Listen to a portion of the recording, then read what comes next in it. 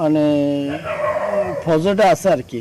আর এখান থেকে যাই কিছু মহিলাদেরকে দর্শন করছে, আর কিছু তো ব্যাগ ট্যাগ এভাবে করছে আর কি, চিন্তাই। তেমনই একটি বাড়িতে পাওয়া গেল কয়েকজন রোহিঙ্গা নারীকে। মিলিটারিদের অমানসিক নির্যাতনের কথা বলতে গিয়ে আতঙ্কে কেঁপে উঠছিলেন এই নারী।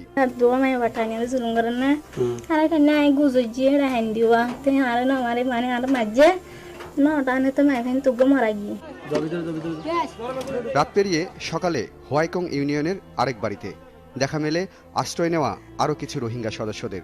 এখানেও ভয় আর নিরাপত্তাহীনতা যেন তাদের পিছু ছাড়ছে না।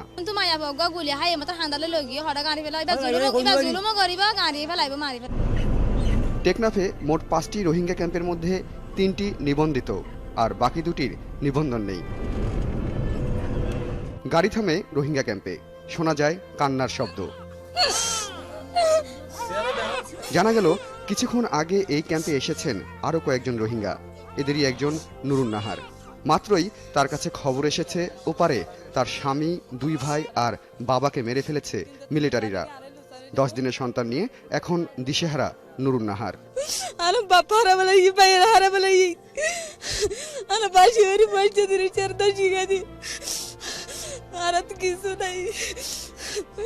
মার বেড়া তো নেলা নেলা এরেন দিলেন দিলা হাড়ি বেলায় গুলি মারছে দক্কর বেশি জুলুম করছি মায়া বন্ধরে।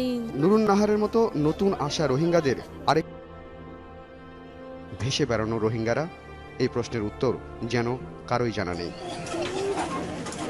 হোসেন সোহেল, একাত্তর।